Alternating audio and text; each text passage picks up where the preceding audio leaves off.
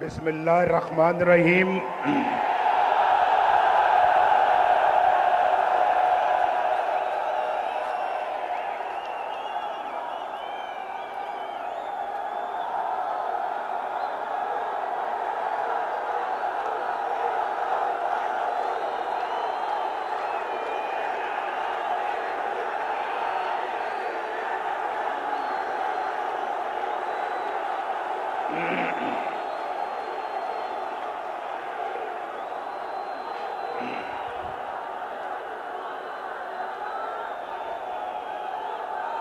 कहां से छेड़ूं फसाना, कहां से छेड़ूं फसाना, कहां तमाम करूं।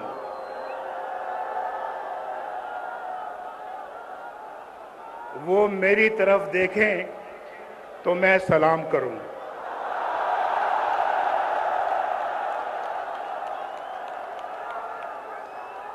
आज कई सालों के बाद आपसे मुलाकात हो रही है। बहुत सालों के बाद आज मुलाकात हो रही है।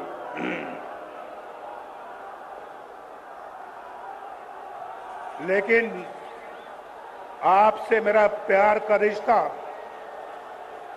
कायम और दायम है। उस रिश्ते में कोई फर्क नहीं आया और वो प्यार, मोहब्बत, वो खुलूस जो मैं आपके चेहरों से देख रहा हूं, जो आपकी आंखों से देख रहा हूं, मुझे उस पे नाज है, नाज।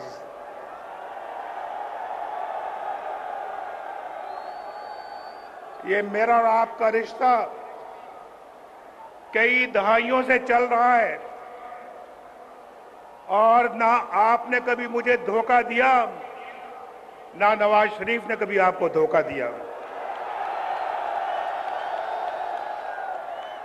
जब भी मौका मिला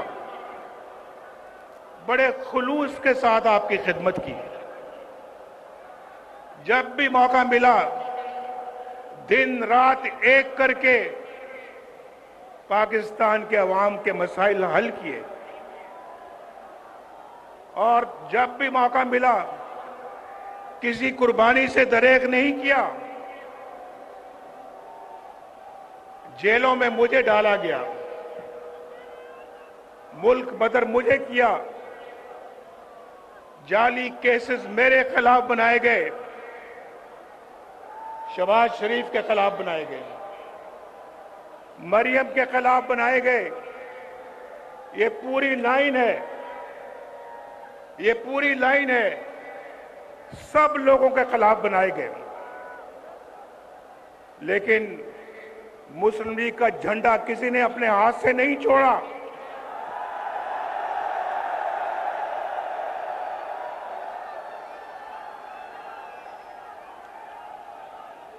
मुझे ये बताएं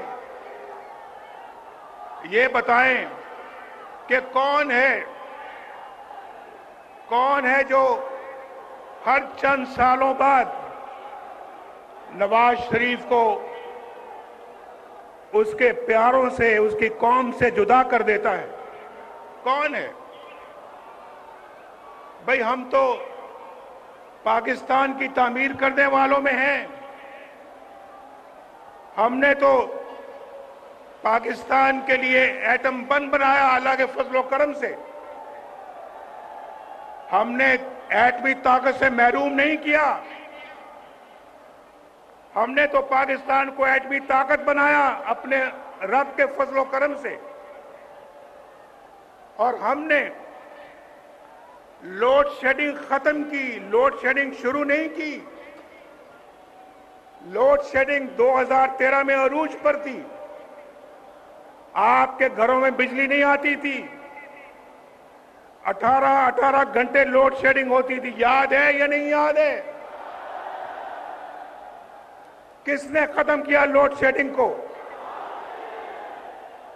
एक अजाब था, अजाब, और हमने उसको खत्म किया। बिजली मैंने तो महंगी नहीं की, बिजली नवाज शरीफ ने महंगी नहीं की, नवाज शरीफ ने सस्ती की। नवाज शरीफ ने बिजली बनाई अल्लाह के फजलो करम से और उसको सस्ते दामों आवाम तक पहुंचाया। ये है वो, मैं बिल साथ लेके आया हूं।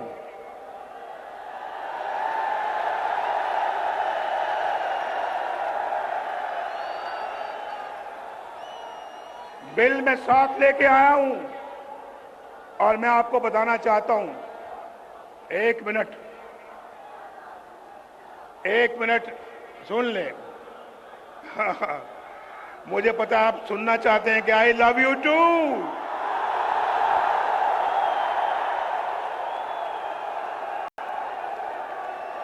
आप भी मुझसे मोहब्बत करते हैं, मैं भी इतनी मोहब्बत करता हूं आपसे।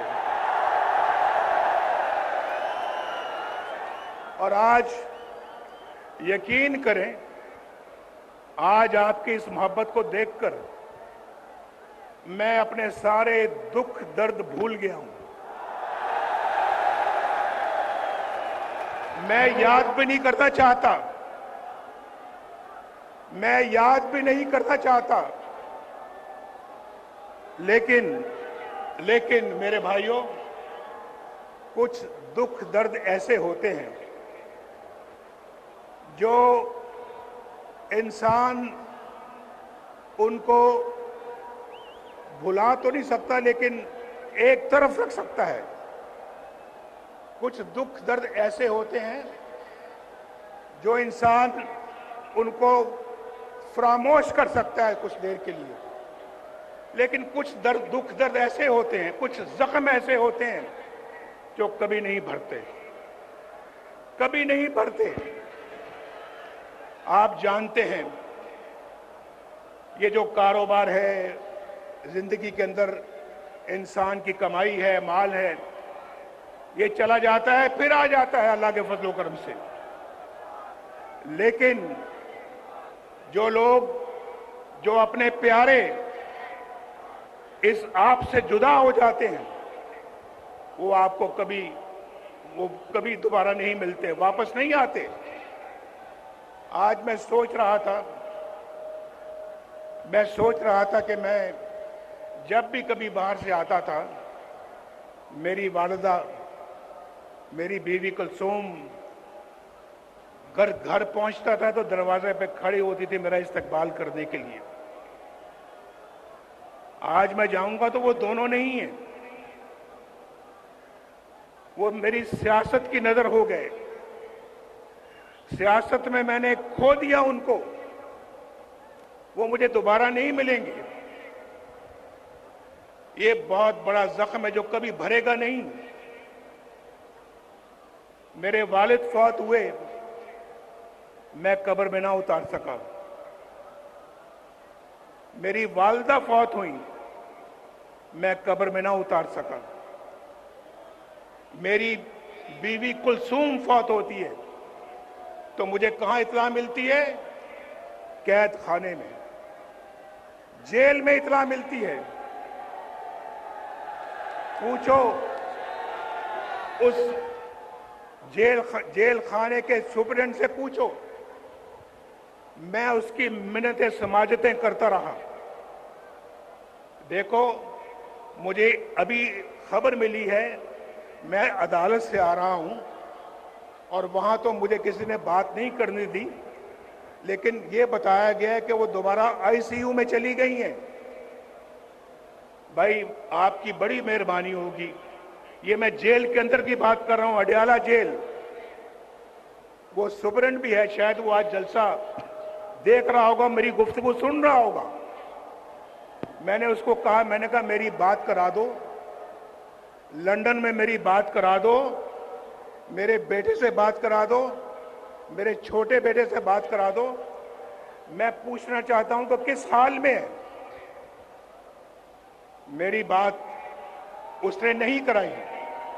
मैंने कहा देखो, तुम्हारे मेज के ऊपर दो फोन पड़े हैं, ये 2 मोबाइल पड़े हैं, ये 2 लैंडलाइन पड़ी है, यार तुम एक छोटी सी कॉल मिला के मेरी बात करा सकते हो, करा दो। कहने लगा हमें इजाजत नहीं है। मैंने कहा तुम्हें इसके लिए किससे इजाजत लेने की जरूरत है, तुम्हें किससे इजाजत दरकार है? उसने कहा नहीं जी हम नहीं करा सकते। मैं उसके कमरे से उठ के अपनी कैद खाने में चला गया दोबारा, वहां सेल में।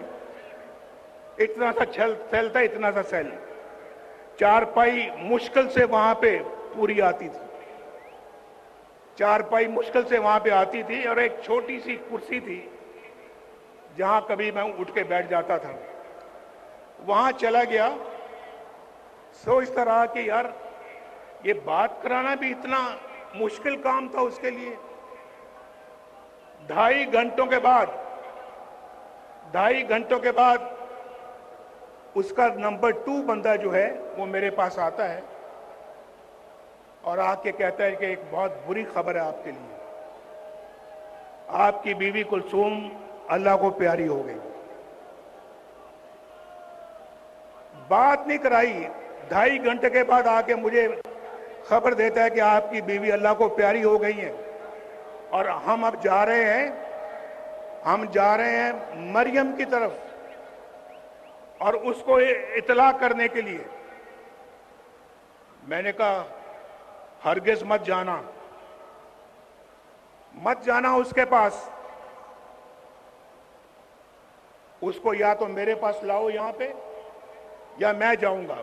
बैठी है, पूछ लें, ये खड़ी है यहां पे, इसका सेल कुछ फासले पे था मेरे सेल से, लेकिन हमें मिलने की इजाजत नहीं होती थी।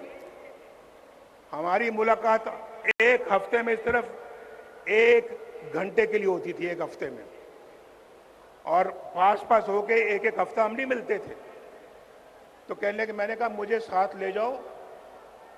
मैं जाके इसको बताया, ये बिल्कुल बेहोश हो गई और मेरे गले लग के रोना शुरू कर दिया। भाई बेटा बैठ, बस। तो मैं ये कहना चाह रहा हूं कि इनको जाके जब बताया तो क्या गुजरी होगी इनके ऊपर, क्या सोचा होगा कि ये हमारा अपना मुल्क है, भाई अपना मुल्क है। मैं भी इसी वतन की मिट्टी से पैदा हुआ हूं, मैं भी एक सच्चा पाकिस्तानी हूं, पाकिस्तान की मोहब्बत मेरे सीने में है। मुझे याद आ रहा है अभी जो शहबाज शरीफ साहब ने बात की, उन्होंने कहा कि क्लिंटन हमें बहुत जोरदार तरीके से कह रहा था कि आपने एटमी धमाके नहीं करने, और दुनिया के बाकी लीडर भी रोज मुझे कई लीडरों के फोन आते थे कि आपने धमाका नहीं करना, हिंदुस्तान ने कर दिया लेकिन आपने नहीं करना। और फिर कहने लगे हम पाकिस्तान को $5 अरब देंगे। आपको मालूम है कि आज इमरान खान की, मैं नाम नहीं लेना चाहता, मैं नाम नहीं लेना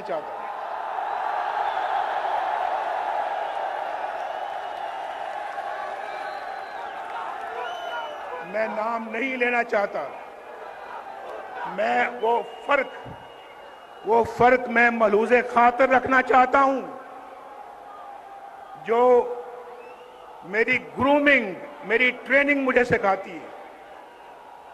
मैं ऐसे माहौल में नहीं पला कि मैं गंदी बातों में टिट फॉर टैट करूं और मैं ईंट का जवाब पत्थर से दूं, मैं ऐसा नहीं करता। शहबाज साहब ने कहा क्लिंटन $5 अरब की पेशकश की मुझे, ये रिकॉर्ड की बात है।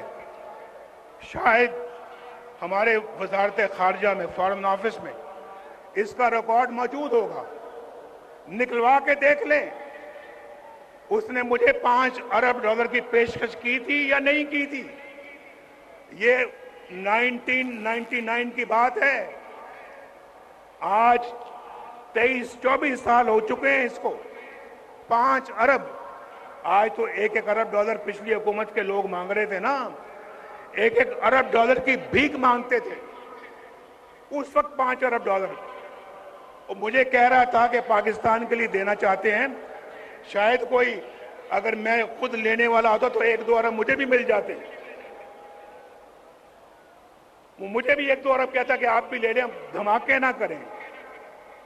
लेकिन भाइयों, जिस मिट्टी की मैं अभी बात कर रहा हूं, पाकिस्तान की मिट्टी से मैं पैदा हुआ हूं। उस मिट्टी और उस जमीर ने मुझे इजाजत नहीं दी कि मैं वो उसकी बात मानूं जो पाकिस्तान के मफाद के खिलाफ हो। दुनिया का ताकतवर तरीन सदर मुझे कह रहा है कि धमाके ना करना।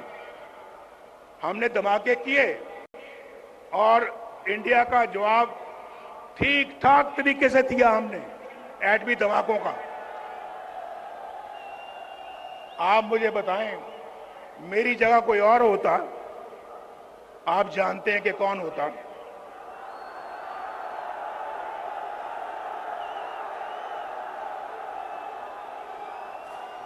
वो अमेरिका के सदर के आगे बोल सकता था, बोल सकता था। तो क्या इसी बात की पर हमें सजा मिलती है? इसी बात के लिए हमारी हुकूमतें तोड़ दी जाती हैं, हमारे खिलाफ फैसले सुनाए जाते हैं। मेरे जमाने में रोटी 4 रुपए की थी, आज कितने रुपए की है बताओ? आज तो पूरे पाकिस्तान से आप सब लोग आए हुए हो। कोई क्वेटा से आया है, कोई चागी से आया है, कोई सिंध से आया है, कोई सूबा केपी से आया है, खैबर से, कोई पंजाब के दूर दराज इलाके से आया है, और कोई गिलगित बल्तिस्तान से आया है। ये देखा, बोल पड़े हैं, बोल रहे हैं बीच में। और कोई आजाद कश्मीर से आया है। ये आजाद कश्मीर के झंडे भी मैं देख रहा हूं। आप सबको मेरा खसूसी सलाम है, सलाम। वहां रोटी का क्या रेट है बताओ? रोटी कितने की मिलती है? 20 रुपए की। मेरे जमाने में कितने की थी? 4 रुपए की। इसलिए मुझे निकाला, इसलिए मेरी छुट्टी कराई, इसलिए कि जनाब नवाज शरीफ जो है वो उसने अपने बेटे से तनख्वाह नहीं ली, लिहाजा फारिग, वजारत उज़्मा से खारिज कर दिया। ये कहां का फैसला है यार? क्या फैसला है ये? आप पाकिस्तानी कौम हो, बताओ, आप इस फैसले से इत्तेफाक करते हो? और फिर मुल्क का ये हाल हो गया।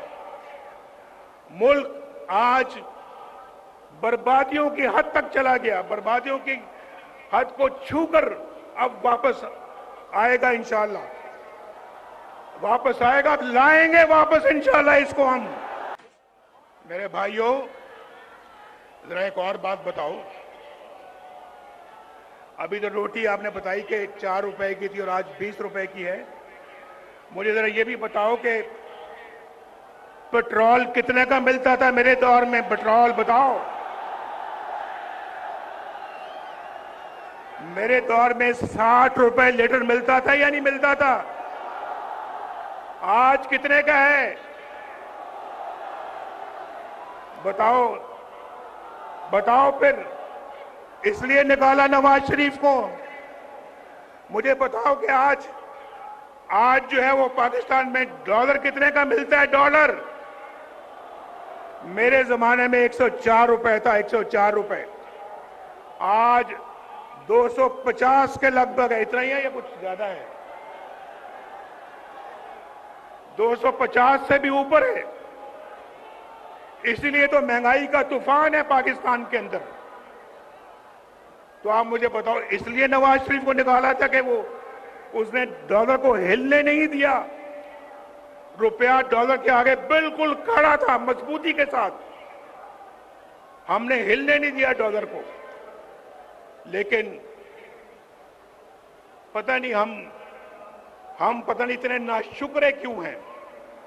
एक अच्छा मुल्क तरक्की की तरफ चल रहा था। आप यकीन मानो 1990 में जब अल्लाह के फजल करम से नवाज शरीफ पहली दफा वजीर आजम बना, 1990 दिसंबर में, 1991 समझ लें, तो जो काम हमने उस वक्त शुरू किए, अगर वो मोमेंटम और वो सिलसिला जारी रहता, यकीन माने आप में से आज कोई भी बेरोजगार ना होता मुल्क में, एक भी बेरोजगार ना होता पाकिस्तान के अंदर। पाकिस्तान अंदर गुर्बत नाम की कोई चीज ना होती। गरीब को अपने इलाज मुआवजे के लिए अपनी जायदाद ना बेचनी पड़ती। गरीब के पास इतना पैसा होता कि वो अपना इलाज भी करवा सकता, अपने बाल बच्चों का पेट भी पाल सकता था और उनको पढ़ा लिखा भी सकता था। आज तो देखना सोचना पड़ता है, आज तो सोचना पड़ता है। हालात इतने मुश्किल हो गए हैं कि बिजली का बिल दिया जाए या फिर बच्चों का पेट पाला जाए। मैं ठीक कह रहा हूं या नहीं ठीक कह रहा? बोलो, हाथ उठा के मेरी बात का जवाब दो। हाथ उठा के मेरी बात का जवाब दो। मैं ठीक कह रहा हूं या गलत कह रहा हूं? बिजली का बिल देना मुश्किल हो गया या नहीं हो गया? उधार लेके बिजली का बिल देना पड़ता है, लोग खुदकुशियां कर रहे हैं। लेकिन एक बात मैं आपको बता दूं, ये सिलसिला जो है ये शहबाज शरीफ के जमाने का नहीं है, ये उससे बहुत पहले, अभी बहुत पहले का शुरू हो चुका था। डॉलर कंट्रोल में नहीं आ रहा था, बिजली के बिल महंगे हो रहे थे, रोटी महंगी होती जा रही थी, घी महंगा होता जा रहा था, पेट्रोल महंगा हो रहा था और फिर पाकिस्तान के अंदर डॉलर महंगा होता चला जा रहा था, चीनी महंगी होती चली जा। हमारे जमाने में चीनी 50 रुपए किलो थी, आज कितने की है? मैं तो 50 रुपए पे छोड़ के गया था, आज कितनी है? 200 की है, 250 की है। बताओ कहां 40 रुपए, कहां 250 रुपए? बताओ मुझे भाई, ये नवाज शरीफ को इसलिए निकाला था आपने और पाकिस्तान ने, आपको मैं बताऊं, पाकिस्तान एशियन टाइगर बनने जा रहा था उस जमाने में। हम तो अपना पाकिस्तान को G20 में ले जाने की तैयारी कर रहे थे। आज दुनिया के बहुत सारे मुल्क G20 में चले गए हैं, हमसे इतनी तेजी के साथ आगे बढ़ गए जो हमसे बहुत पीछे थे, हमसे बहुत पीछे थे, लेकिन आज हमने बहुत आगे चले गए। हम बहुत पीछे रह गए हैं। हमने ना सिर्फ उनको पकड़ना है बल्कि उनसे भी आगे जाना है। मैंने आपको अभी पहले बताया है, आज मैं आपको बताऊं, मैं कई सालों के बाद तकरीर कर रहा हूं, 4 सालों के बाद तकरीर कर रहा हूं, यानी 6 सालों के बाद। 2 साल तो मैं पाकिस्तान में मुकदमे भुगत रहा और मरीम भी मेरे साथ थी।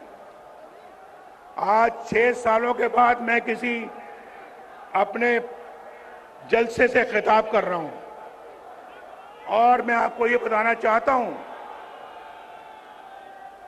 अभी मैं बात कर रहा था ये बिजली के बिलों की। देखो बड़ी बात सुनो, मैं ये बिल तलाश करके लाया हूं आपके लिए, बिल तलाश करके। ये नसरुल्लाह खान का बिल है, नसरुल्लाह खान, उसका बिल है जब नवाज शरीफ वजीर आजम था, मई 2016 में, मई 2016, उस वक्त मैं वजीर आजम को, बाहर धरने हो रहे थे हमारे, मुझे मालूम है, लेकिन हम अपना काम करते चले जा रहे थे।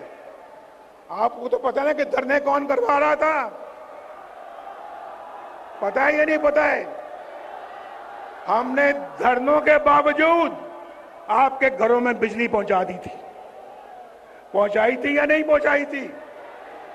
हमने धरनों के बावजूद मोटरवे पे मोटरवे बनाते चले गए। ये गिलगित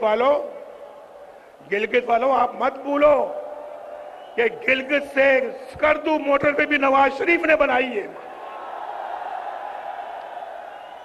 60 अरब रुपया लगाकर गिलगित से स्कर्दू मोटरवे नवाज शरीफ ने बनाई। और चित्राल वाले हैं यहां, चित्राल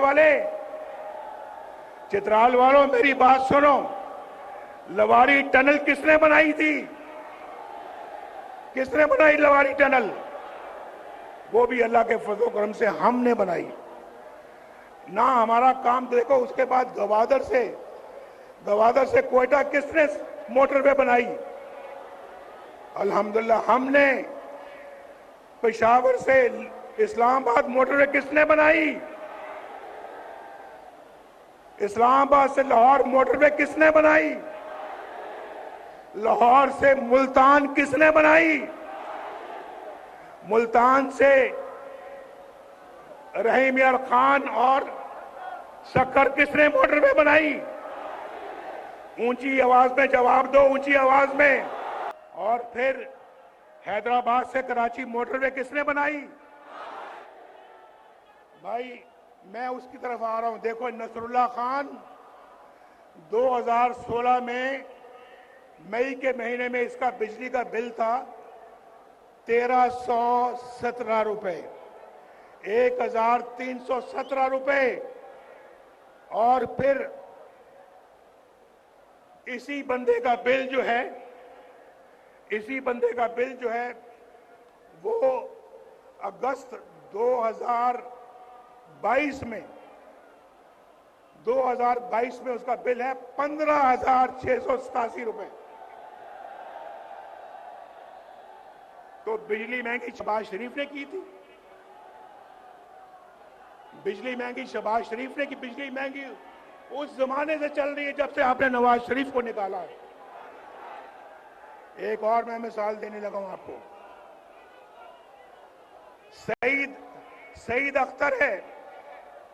सईद अख्तर कोई गरीब आदमी है।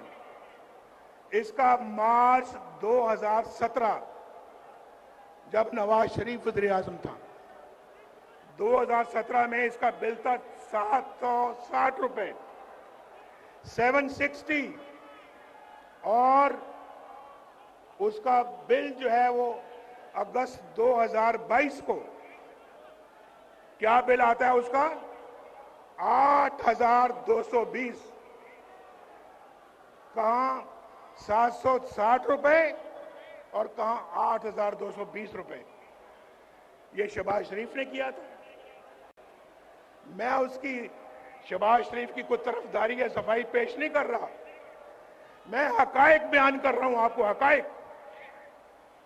और उसके बाद भाई मुझे तो ये सारी बातें करें, मैंने अभी आप शुरू में कह दिया है। आपका जज्बा प्यार मोहब्बत देखकर मैंने कहा मैं अपने सब दुख बिल्कुल उनको मैं एक तरफ कर रहा हूं। लेकिन मिट्टी की मोहब्बत में हम आशुफ्ता सरों ने वो कर्ज उतारे हैं कि वाजिब भी नहीं थे।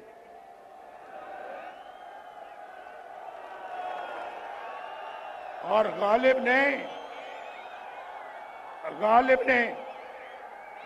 ने शायद हम जैसों के लिए कहा है, मुझ जैसों के लिए कहा है गालिब ने शायद, जिंदगी अपनी कुछ इस शक्ल से गुजरी गालिब, जिंदगी अपनी कुछ इस शक्ल से गुजरी गालिब, हम भी क्या याद करेंगे कि खुदा रखते थे। मुश्किल से अल्लाह निकालेगा, हम कोशिश करेंगे। लेकिन बार बार गालिब हमें ना छेड़। मैंने पहले कहा है, जरा खामोश भाई। मैं मानता हूं बहुत जोश और जज्बा, लेकिन जरा चलो और नहीं तो मेरा शेर खामोशी से सुन लें। शेर को खामोशी के साथ सुन लें आप। जख्म इतने लगे हैं कि वो भरते भरते वक्त लगेगा, लेकिन मेरे दिल के अंदर कोई इंतकाम की तमन्ना नहीं है। बदले की कोई तमन्ना नहीं है नवाज शरीफ के दिल में। नवाज शरीफ के दिल में अगर तमन्ना है, बस यही है, मेरी ये कौम के लोग खुशहाल हो जाए, इनके घरों में खुशियां आ जाएं, इनके घरों में खुशहालियां आ जाएं, इनके घरों के अंदर रोशनी के चिराग जलें, इनको रोजगार मिले, इनको एक बाइज्जत पाकिस्तानी बनने का मौका मिले, बेरोजगारी ना हो, गुर्बत ना हो, बीमारी ना हो, जहालत ना हो। ये नवाज शरीफ चाहता है, ये नवाज शरीफ चाहता है। और मेरी दुआ है अल्लाह ताला से, अल्लाह ताला मेरे दिल के अंदर कभी भी कोई इंतकाम का जज्बा ना लेके आना। मैं इस कौम की खिदमत करना चाहता हूं, मैंने पहले भी की है। अल्लाह पाकिस्तान मुस्लिम लीग को और भी ताकत और तौफीक दे, ये खिदमत का सफर जारी रख सके। मैं जो शेर है वो मेरा सुन ले भाई। गालिब हमें ना छेड़ के फिर जोश अश्क से, गौर से सुनो और समझो। गालिब हमें ना छेड़ के फिर जोश अश्क से, बैठे हैं हम तहैया तूफान किए हुए। हमें ना छेड़ो, जख्मों को ना छेड़ो हमारे, वरना हमारे इतने आंसू निकलेंगे, इतने आंसू निकलेंगे कि तूफान आ जाएगा।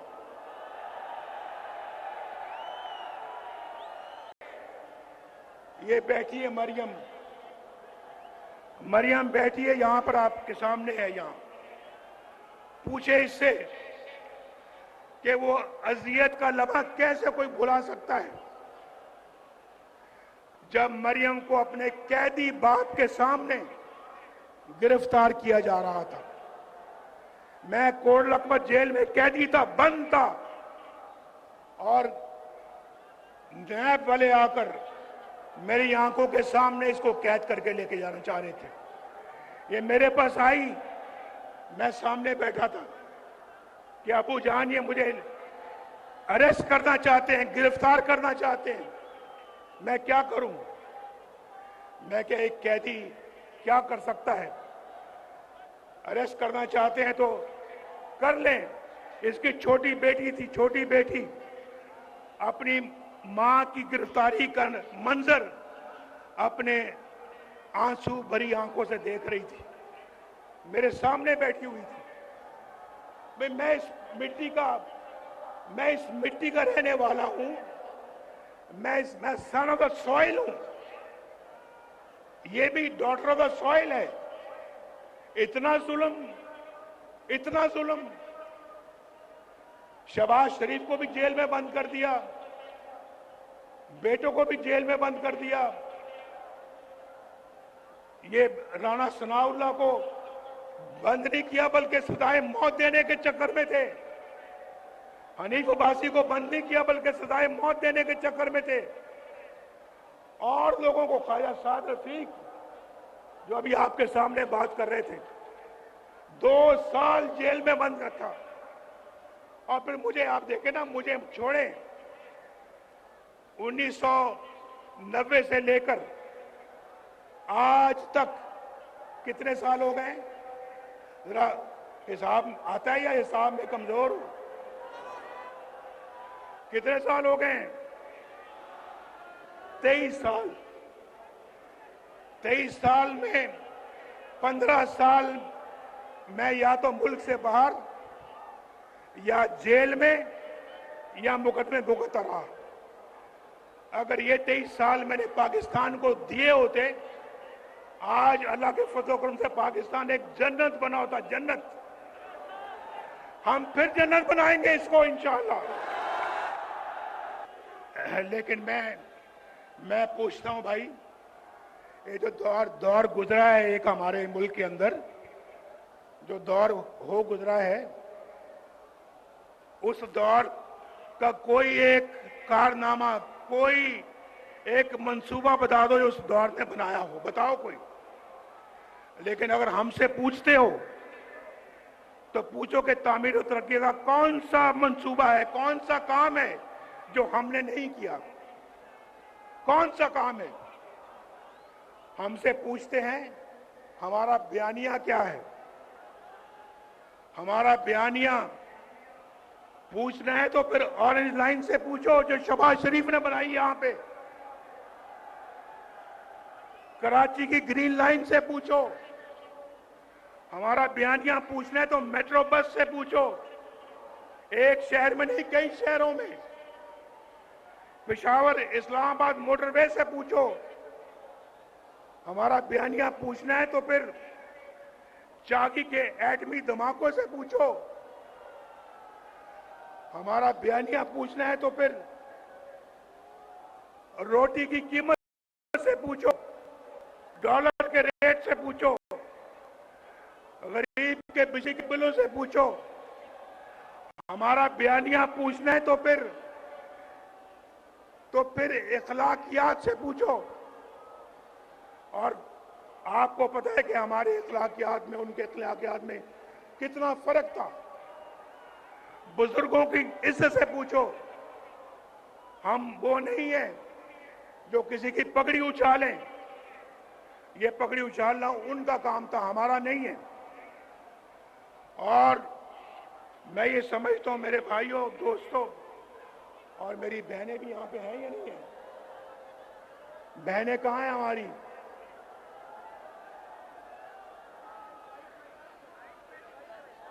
देखें हमारी बहनें कितने आराम से सुन रही, कितने आराम से जलसा सुन रही हैं। कोई ढोल की थाप पे नाच गाना यहां नहीं हो रहा।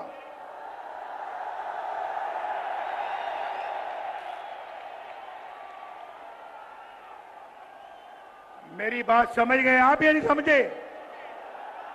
अगर समझे तो फिर एक जोरदार तरीके से जरा आवाज दो। ये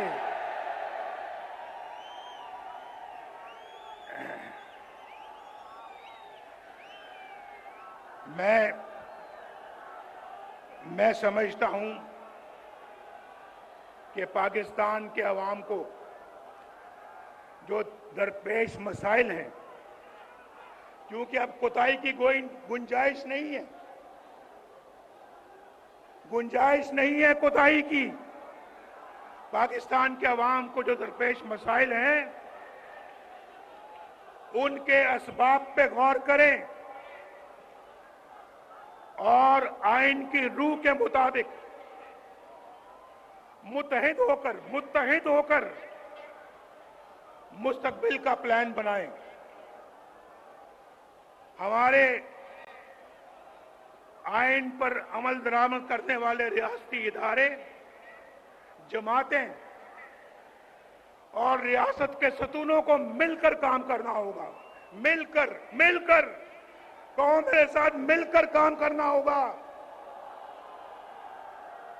आप भी दुनिया में एक मुनफरिद मकाम हासिल करना चाहते हो या नहीं? हाथ खड़ा करके बताओ। दुनिया में मकाम हासिल करना चाहते हो? फिर सबको मिलकर काम करना होगा, मिलकर। उसका वाहिद हल यही है। मैं आपको पिछले 40 साल का निचोड़ बता रहा हूं, निचोड़। इसके बगैर ये मुल्क आगे नहीं बढ़ सकता, ये मुल्क आगे नहीं बढ़ेगा। और फिर आइन पर अमल दरामद करने के लिए सबको इकट्ठा होना पड़ेगा।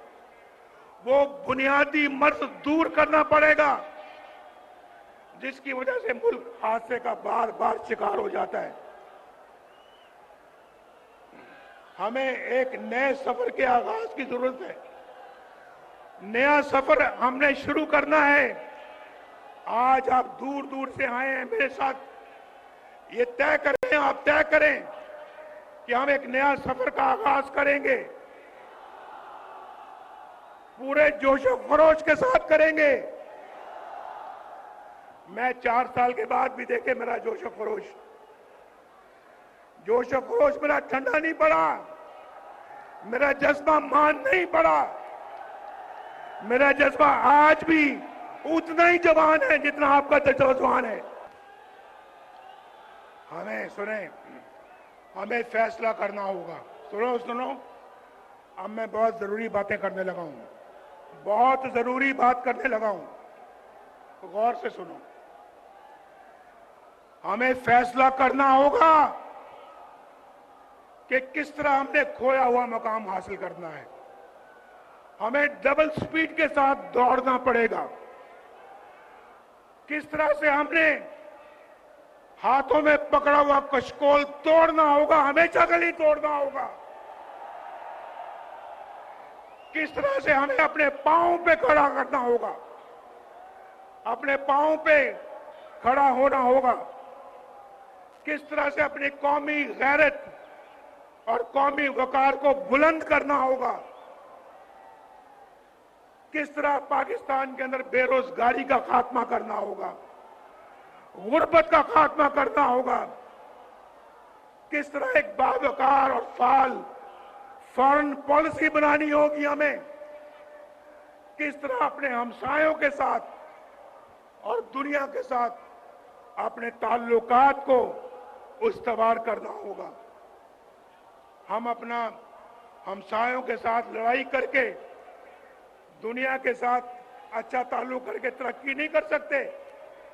हमें सबके साथ अच्छे ताल्लुकात कायम करना होंगे और कश्मीर के हल के लिए भी बहुत बावकार तदबीर के साथ आगे बढ़ना होगा। बड़े बावकार तरीके से आगे बढ़ना होगा, तदबीर के साथ बढ़ना होगा। अगर ईस्ट पाकिस्तान मशरकी पाकिस्तान मगरबी पाकिस्तान से अलहदा ना होता तो आज मगरबी पाकिस्तान और मशरकी पाकिस्तान के दरमियान एक इकोनॉमिक कॉरिडोर बन गया होता जिसको इंडिया भी राह देता और पाकिस्तान मिलकर बांग्लादेश के साथ, जो कि उस वक्त ईस्ट पाकिस्तान था, हम मिलकर तरक्की करते। हमने तो कहा ये कौन लोग हैं भाई मशरकी पाकिस्तान के रहने वाले, ये तो झूठ उगाते हैं, झूठ, और हमारे ऊपर बोझ है। हमने उस बोझ को उतारकर जमीन पे मारा और देख लें आज वही मशरकी पाकिस्तान तरक्की में आपसे आगे निकल गया है। आगे हम पीछे रह गए हैं, पीछे। ये हमें मंजूर नहीं है, ये मुस्लिम लीग नून को मंजूर नहीं है, ये नवाज शरीफ को मंजूर नहीं है, ये नवाज शरीफ के वोटरों को, सपोर्टरों को ये मंजूर नहीं है, ये पाकिस्तानी कौम को मंजूर नहीं है। हमने इस सूरत हाल से बाहर निकलना है और मैं समझता हूं किस तरह से अपने मामलात को हमने ठीक तरह चलाना है। मेरा दिल जख्मों से चूर जरूर है, दिल दर्द से भरा जरूर है, मगर आज मैं आपके साथ मिलकर अपने रब से दुआ कर रहा हूं। ऐ मेरे रब, मेरे दिल में रत्ती बराबर भी बदले की या इंतकाम की ख्वाहिश नहीं है। बस तू इस कौम की तकदीर बदल दे तकदीर। आपने मेरे साथ मिलकर अभी 1-2 मिनट में दुआ करनी है। आपने मेरे साथ मिलके दुआ करनी है आपने। और उम्र के इस हिस्से में मेरी आरज़ू है कि मैं एक बदला हुआ पाकिस्तान देखूं। मैं आज यहां आपको जगाने आया हूं। क्या करने आया हूं? अपने मुंह से कहें, क्या करने आया हूं? आपको जगाने आया हूं। आगे बढ़ो और पाकिस्तान को संभालो और आइंदा किसी को इजाजत ना देना कि आपके मुल्क के साथ ये खिलवाड़ कर सके, आपके मुल्क के साथ ये सलूक कर सके।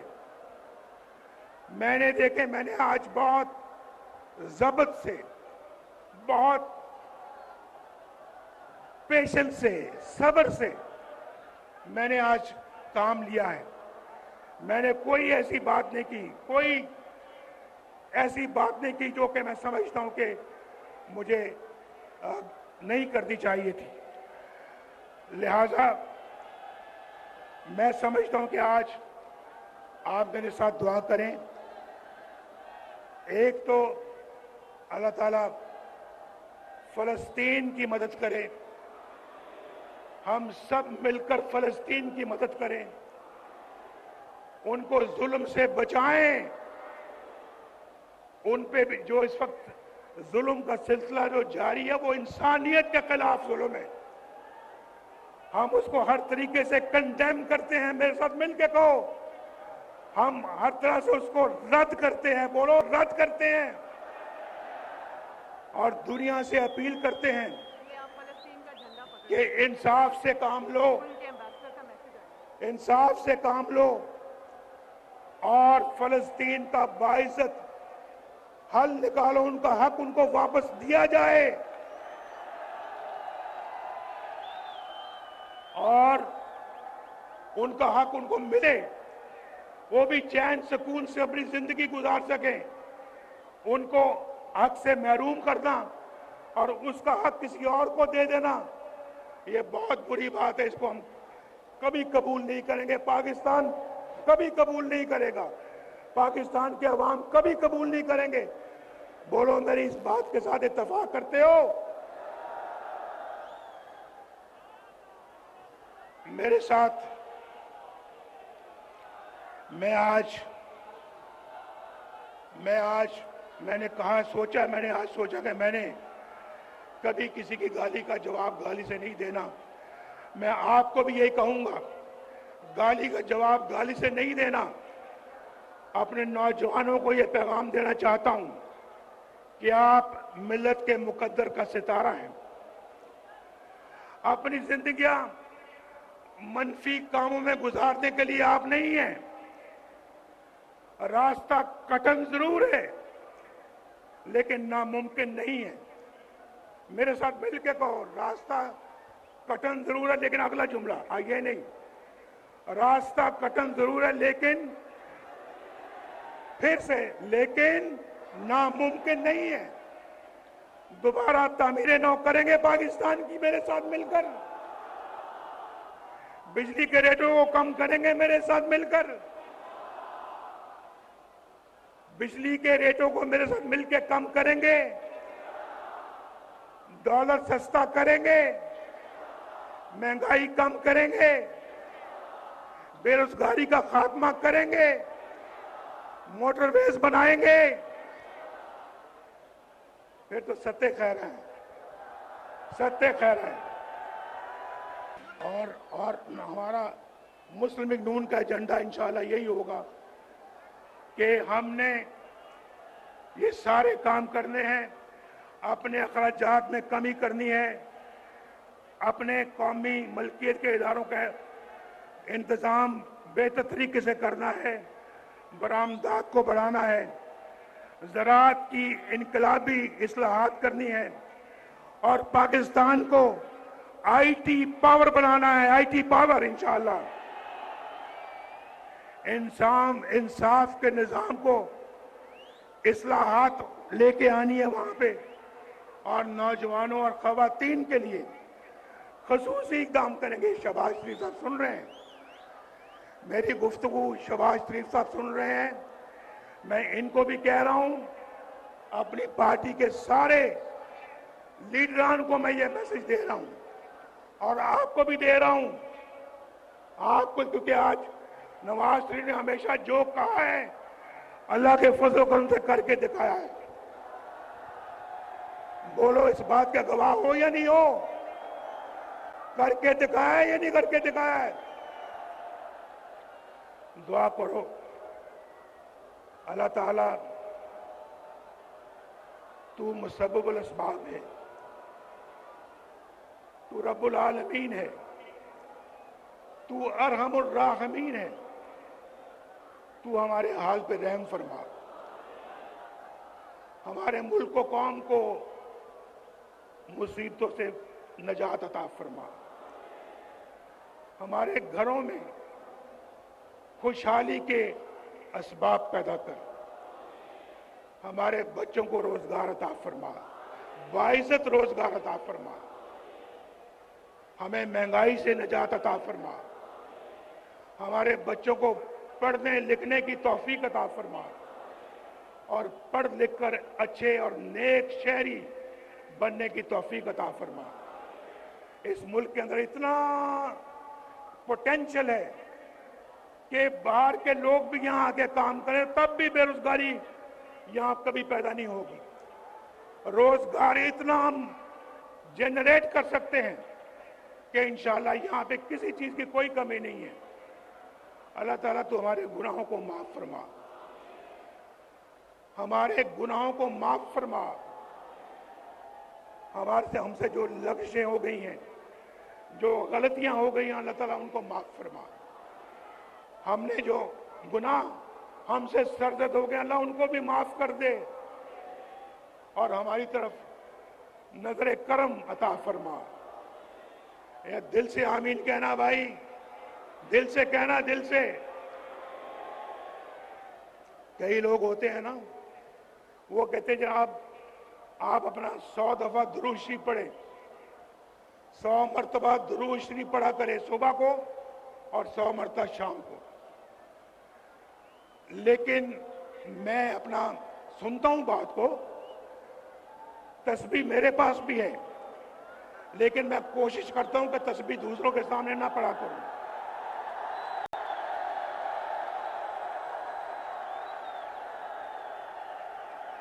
मेरे पास भी तस्बीह है, लेकिन तस्बीह मैं उस वक्त फेरता हूं जब मुझे कोई ना देख रहा हो।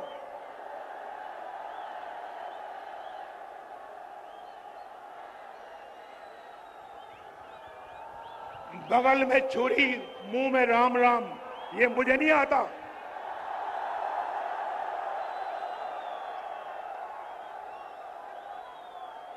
आप भी यही किया करो। तो मुझे कोई कहता है आप सुबह भी पढ़ें, शाम को भी पढ़ें 100 मरतबा दुरूद इब्राहिमी।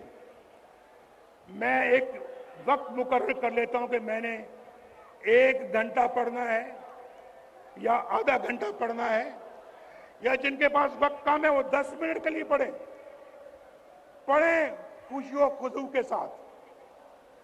अल्लाह से लौ लगा ले, पहले अल्लाह से लौ लगाएं, लौ लगा के फिर उसके बाद पढ़े, दुआ मांगे, अल्लाह आपको वो अता करेगा जो आप उससे मांगेंगे। कहते हैं नदामत का एक आंसू, नदामत शर्मिंदगी, नदामत का एक आंसू जिंदगी के सारे गुनाह धो देता है, जिंदगी के सारे गुनाह धो देता है एक आंसू। आप सुबह तहज्जुद के वक्त, फजर के वक्त आप एक आंसू बहाएं अल्लाह को याद करके, देखें किस तरह से अल्लाह आपकी तकदीर बदलता है।